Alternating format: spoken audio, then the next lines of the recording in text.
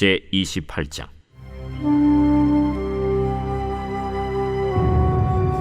다윗이 이스라엘 모든 고관들 곧 각 지파의 어른과 왕을 섬기는 반장들과 천부장들과 백부장들과 및 왕과 왕자의 모든 소유와 가축의 감독과 내시와 장사와 모든 용사를 예루살렘으로 소집하고, 이에 다윗 왕이 일어서서 이르되, 나의 형제들, 나의 백성들아, 내 말을 들으라.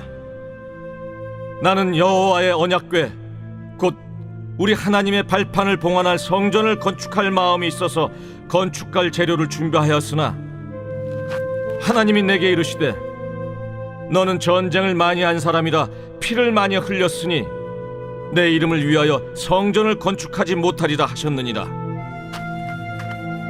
그러나 이스라엘 하나님 여호와께서 전에 나를 내 부친의 온 집에서 택하여 영원히 이스라엘 왕이 되게 하셨나니, 곧 하나님이 유다 지파를 택하사 머리를 삼으시고 유다의 가문에서 내 부친의 집을 택하시고 내 부친의 아들들 중에서 나를 기뻐하사 온 이스라엘의 왕을 삼으셨느니라.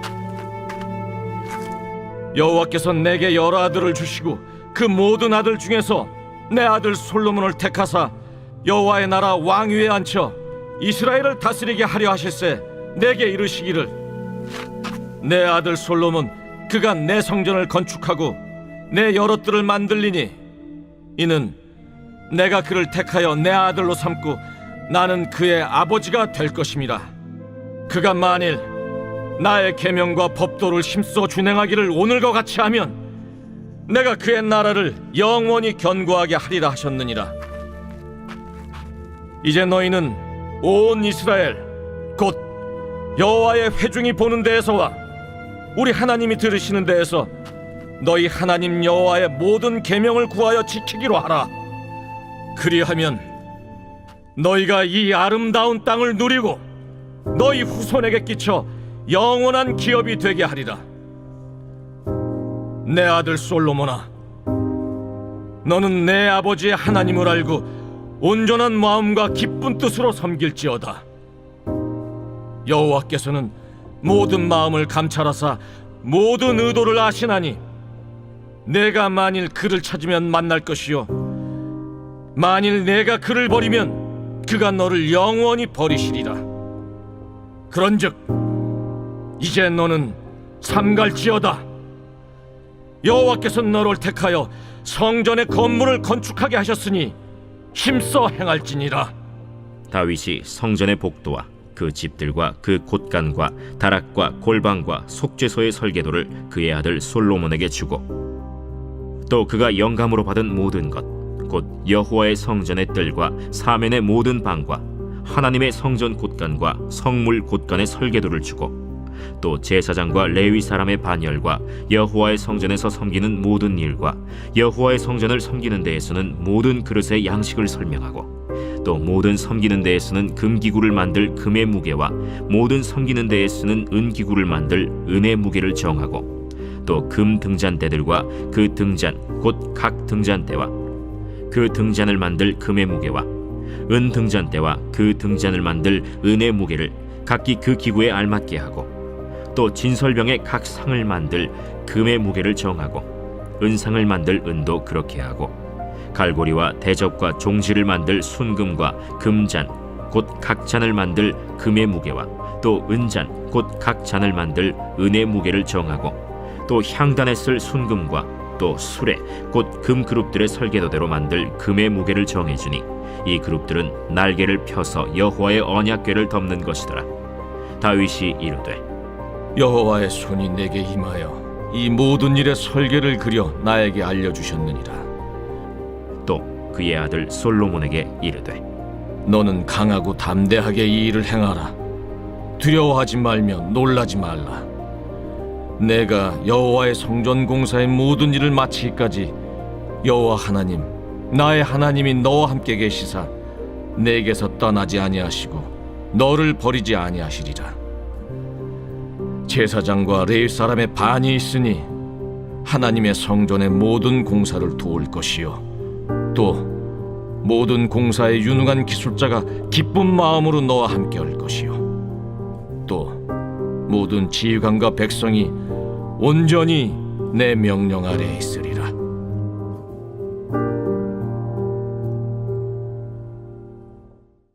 오늘 새벽에도 주님의 보좌 앞으로 나오신 성도님들에게 하나님의 은혜와 평강이 함께 하시기를 축원드립니다.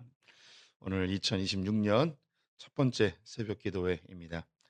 하나님께서 또 이 새벽에 부르짖는 기도의 제목들에 응답하시고 또 우리 성도님들의 기도를 통해 교회가 더욱더 견고히 세워갈 줄 믿습니다.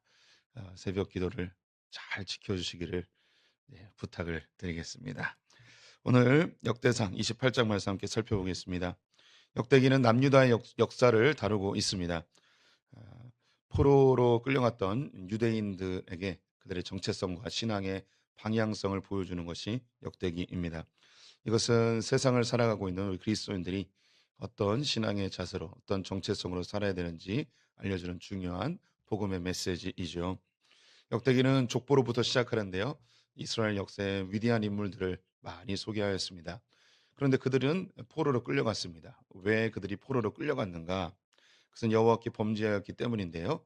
그 범죄는 하나님의 말씀을 듣지 않고 하나님께 구하지 않는 그들의 그릇된 신앙의 자세가 하나님께서는 범죄라 하였습니다. 여기에 대한 표징으로 사울 왕은 하나님께 버림받게 되고 다윗은 인정받게 되는데 그 기준이 하나님께 묻고 듣는 것을 했느냐 하지 아니하였느냐였습니다.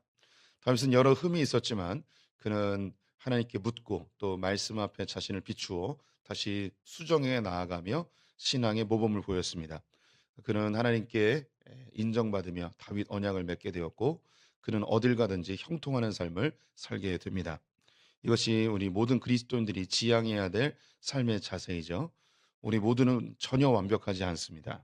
우리 늘 하나님께 구해야 되고 우리의 부족함을 하나님의 말씀에 비추어서 늘 수정해 나가야 합니다. 그렇게 하나님의 말씀대로 나를 한 걸음 한 걸음 바꾸어 가다 보면 우리가 하는 모든 일이 다 형통케 되어지는 놀라운 역사를 경험하게 됩니다.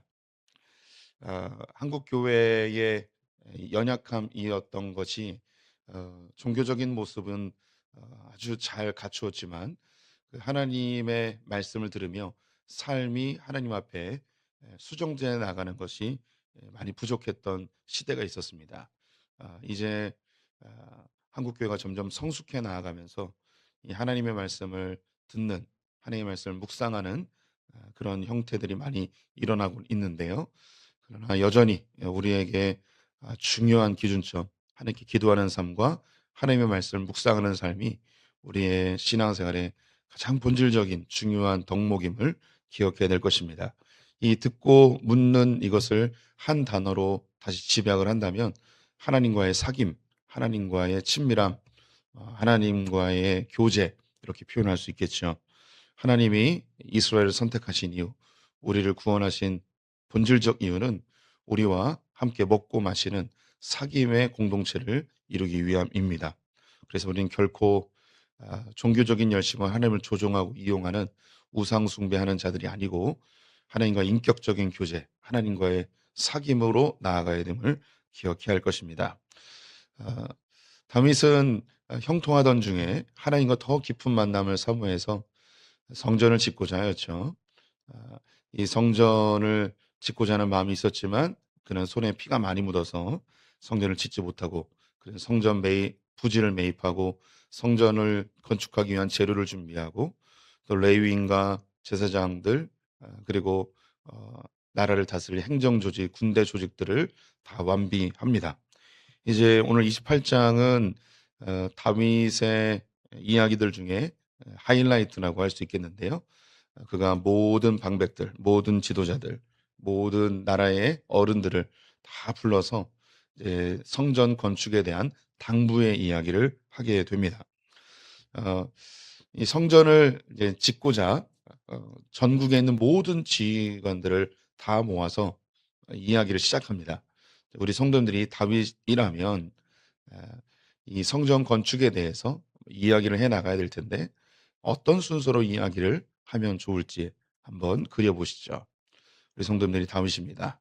이제 성전 건축을 전국에 있는 모든 지휘관들을 불러서 설명해야 됩니다. 제일 먼저 뭘 설명하시겠습니까?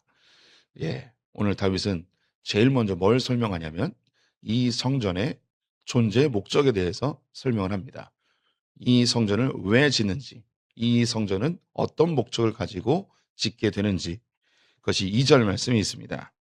이에 다윗 왕이 일어서서 이르되 나의 형제들 나의 백성들아 내 말을 들으라. 나는 여호와의 언약궤 곧 우리 하나님의 발판을 봉안할 성전을 건축할 마음이 있어서 건축할 재료를 준비하였으나, 제일 먼저 언급한 것이 이 성전의 존재 목적입니다. 왜 이 성전을 짓는지, 이 성전의 용도는 무엇인지, 이것을 제일 먼저 언급합니다. 어, 이것은 우리가 어떤 일을 시작할 때 늘 제일 먼저 언급돼야 될 것이 이 일의 목적에 대해서 언급이 되죠. 회사 생활 하신 분들이나 또 교회에서 이런저런 사역을 하다 보면 기획서를 내야 되는데, 기획서에 제일 먼저 제목이 있고, 그리고 그 바로 밑에 1번으로 목적이 나옵니다. 이 일을 왜 하는지, 이 사역의 목적은 무엇인지, 이것을 제일 먼저 설명을 하죠. 다윗 역시 이 성전을 왜 짓는지, 이 성전의 목적은 무엇인지, 이것을 우리 성도님들도 꼭 기억해야 될 내용이죠. 오늘 본문에 나옵니다. 왜 성전을 짓는가? 성전의 목적은 무엇인가? 그것은 하나님의 언약궤를 보관하는 장소가 바로 성전입니다. 성전은 건물의 의미가 하나도 없습니다. 성전에서 제일 중요한 것은 법궤입니다. 언약궤라고도 하고요, 증거궤라고도 하고, 하나님의 이름으로 불려졌던 그 언약궤를 두는 곳, 봉헌하는 곳, 보관하는 곳이 성전입니다. 그럼 여기서 한 걸음 더 나아가 봐야겠죠. 그러면 법궤는 뭐 하는 곳인가? 법궤는 용도는 무엇인가? 일단 성경에서 세 가지로 이름이 불려집니다. 첫 번째, 제일 흔한 법궤입니다.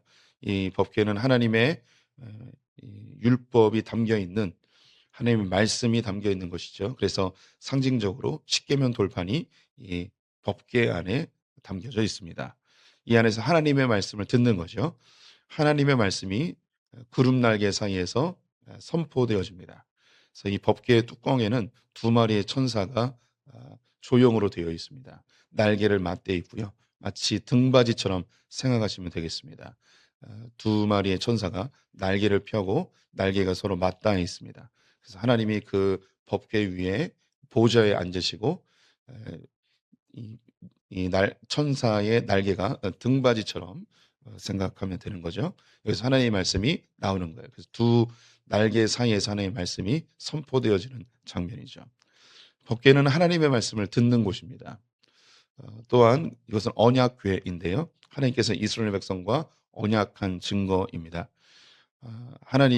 여호와 하나님이 이스라엘 백성들의 하나님이 되고 이스라엘은 하나님의 백성이 되어지는 그 약속이 담겨 있는 곳이 바로 이 언약궤입니다. 또한 증거궤라고 하는데요. 하나님이 이스라엘 백성과 함께 하시고 그들의 하나님이 되시는, 그들의 임금이 되시는, 주인이 되시는 증거가 이 법궤입니다. 다른 신들은 신상으로 존재하지만 하나님은 그 보좌만 있습니다. 하나님은 눈으로 보이지 않지만 그 보좌에 앉으신 하나님, 이스라엘 백성들의 가운데 좌정하신 하나님, 이스라엘 백성과 함께 하시는 하나님의 증거가 바로 법궤입니다. 그런데 이스라엘 백성들은 법궤라 부르지 않고 언약궤라고도 부르지 않고 증거궤라고도 부르지 않고, 백성들은 뭐라고 불렀냐면 여호와의 이름이라고 부릅니다. 여호와의 이름, 우리가 생각할 때 이름은 그 사람의 정체성이죠. 그 사람이 누구인지 보여주는 그것이 바로 이름입니다. 근데 우리가 생각하는 것보다 고대 이스라엘 사람들은 이름의 개념을 더 강하게 가지고 있었습니다. 이 이름에는 명예가 담겨 있고요. 그 사람의 모든 것이 담겨 있는 것이 바로 이름입니다. 그래서 구약에 나오는 인물들의 이름은 그 사람이 어떤 존재인지를 드러낼 정도의 그런 함축적 의미를 가지고 있죠. 그래서 야곱 그러면 속이는 자고, 형의 발꿈치를 잡는 자고, 그의 정체성이 그대로 드러나 있습니다. 그런데 그의 이름을 이스라엘로 바꾸죠. 이전에는 사람의 발꿈치를 잡았는데 이제 하나님께서 그를 대신하여 싸우시는 이름으로 바뀝니다.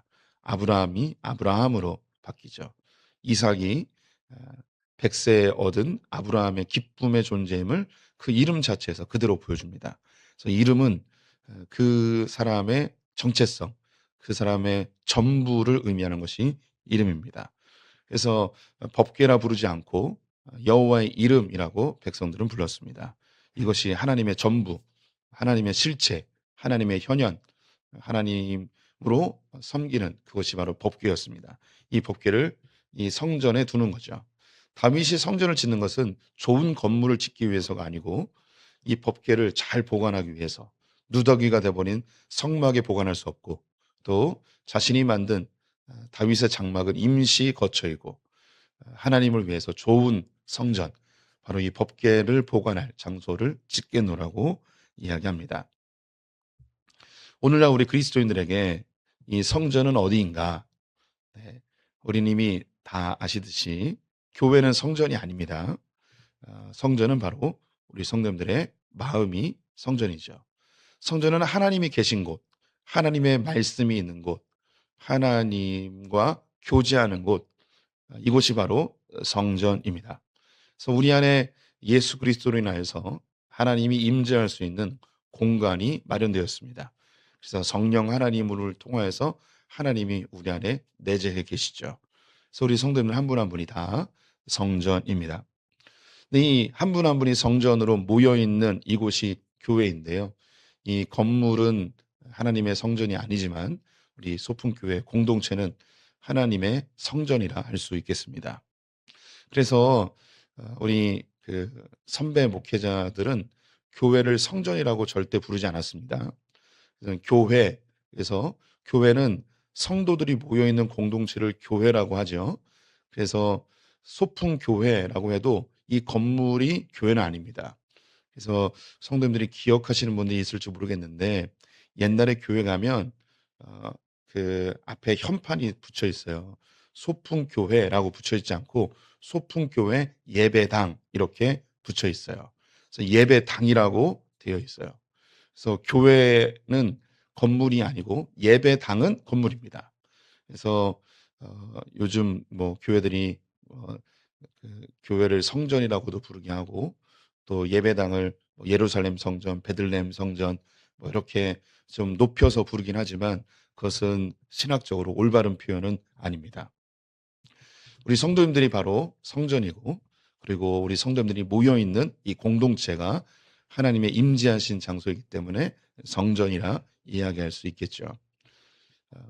우리의 신앙생활에서 정말 중요한 부분, 그것은 바로 하나님이 임재하시는 우리의 마음이고 또 우리 성전된 성도들이 모여있는 이 공동체, 이것을 세우는 것이 너무너무 소중함을 오늘 보여주고 있습니다. 다윗은 백성들을 모으고 이제 이 성전을 건축하는 목적에 대해서 이야기합니다. 그리고 이 일을 어떻게 해 나가야 될지 이야기합니다. 자신은 원래 짓고자 했지만 손에 피가 많이 묻어서 하나님께 거절당했고 이 일의 책임자로 솔로몬을 하나님께서 지정하셨다. 그리고 여러 방백들 그리고 여러 지도자들께서 이 솔로몬을 도와서 잘 지어라 라고 이야기합니다. 아까 이야기했던 기획서로 다시 돌아가 보면 제목이 있고 그 밑에 목적이 있습니다. 그 밑에 여기에 대한 담당자들이 있습니다. 참가자들 뭐 이렇게 나오죠. 그래서 이 일은 누가 담당하고 그 밑에 누가 같이 일하고 어떤 사역은 누가 담당하고 이런 것이 이렇게 쭉 나오게 되죠. 그래서 오늘 본문에도 그 부분이 언급이 됩니다. 그러면서 이 솔로몬과 이 백성들에게 이 성전에서 너희가 짓는 과정 속에 꼭 잊지 말아야 될 두 가지가 있다. 그것을 당부해 줍니다. 그것은 이미 여러 번 언급된 것인데요. 솔로몬에게 다시 언급되기를 7절 말씀에 그가 만일 나의 계명과 법도를 힘써 준행하기를 오늘과 같이 하면 내가 그의 나라를 영원히 견고하게 하리라. 하나님께서 다윗에게 이렇게 말씀해 주셨다는 거예요. 솔로몬아, 네가 하나님의 말씀을 잘 지키면 너의 나라가 영원히 견고할 것이다. 하나님의 말씀을 잘 들으라. 하나님의 말씀을 잘 묵상해라 라고 권면을 합니다. 또 더불어 9절 말씀에 보게 되면 그의 백성들에게 또 솔로몬에게 이렇게 이야기합니다.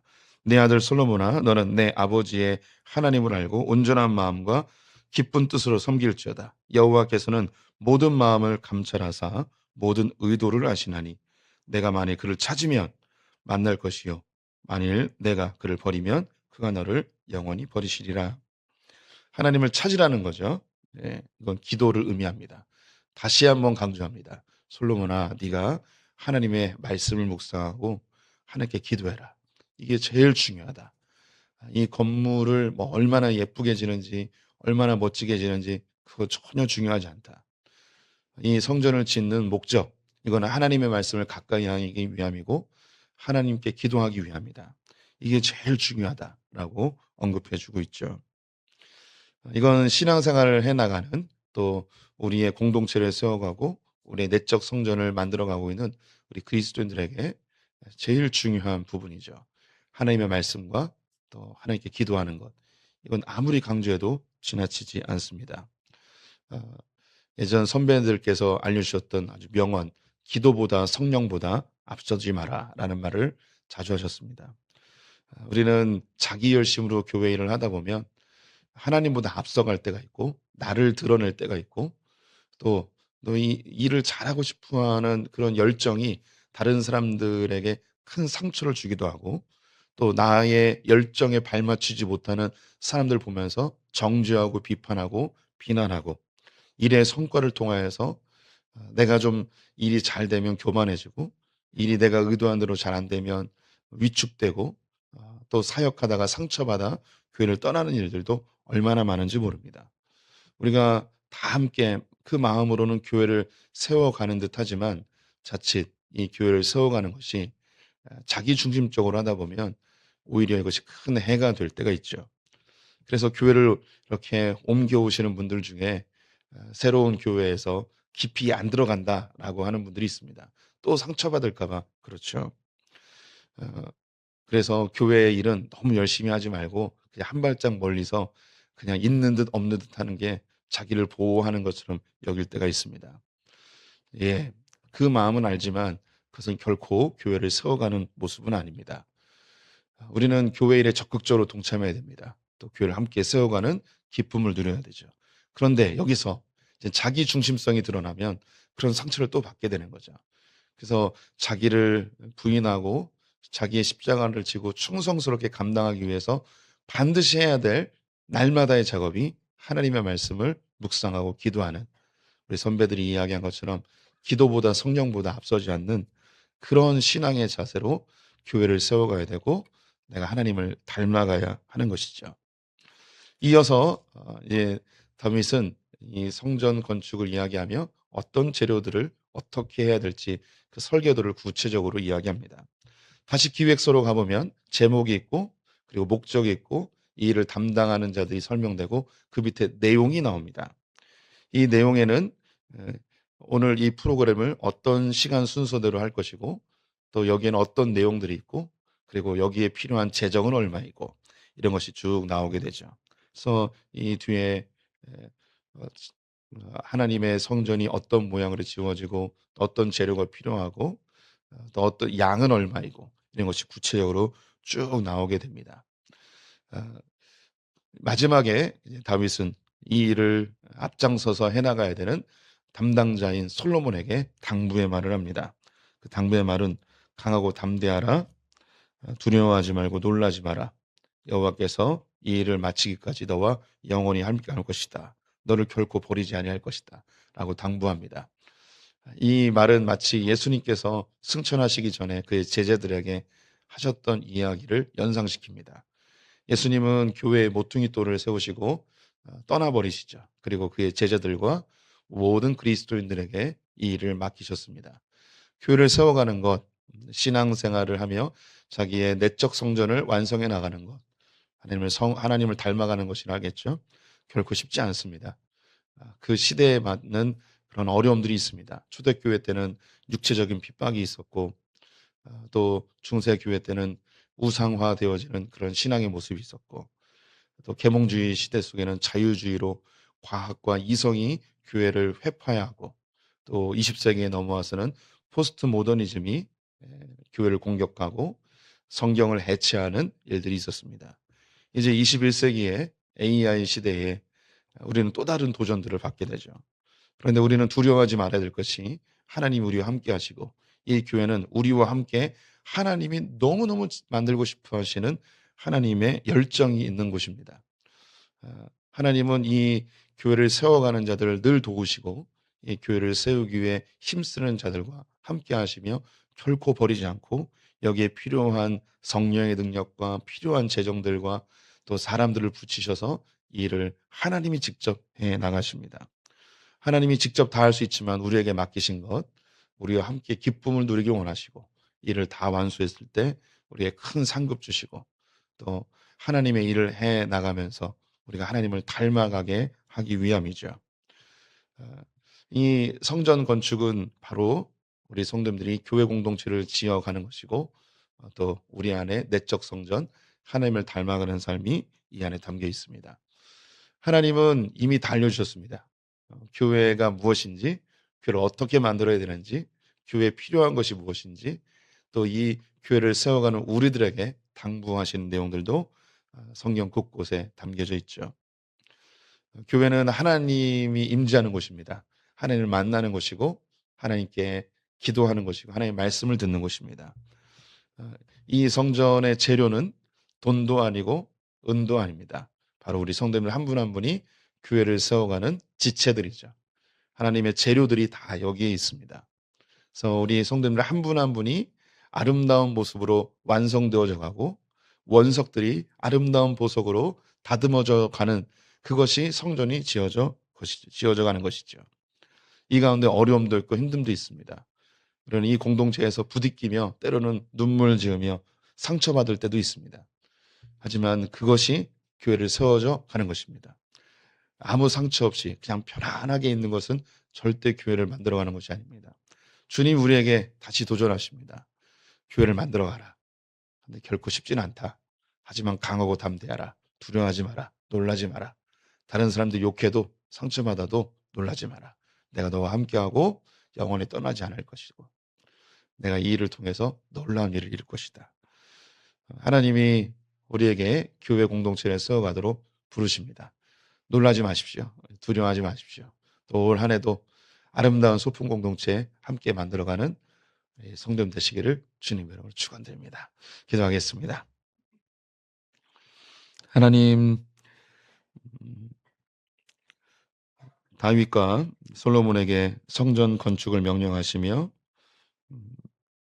성전의 본질적 목적 그리고 어떻게 세워져 가는지 알려주시니 감사합니다. 이제 우리는 예수 그리스도의 명령을 좇아 교회 공동체를 세워가는 하나님의 백성들입니다.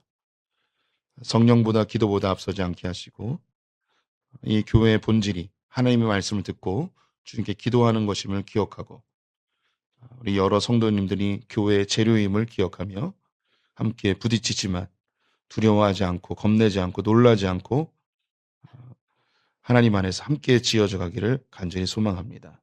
하나님, 지금까지 소품교회를 인도해 주시니 감사합니다. 2026년 새로운 한 해를 허락하시니 또한 감사합니다. 올 한 해도 주님 지켜주시고 교회가 더욱 견고히 하나님의 목적대로 활용되게 하여 주시옵소서. 특별히 새벽 기도를 축복합니다. 교회의 심장 같은 이 새벽 기도에 심장의 박동 소리가 멈추지 않게 하시고 더 힘차게 고동쳐 교회 곳곳에 주님의 능력이 흘러갈 수 있는 심장의 역할 잘 감당하게 하여 주시옵소서.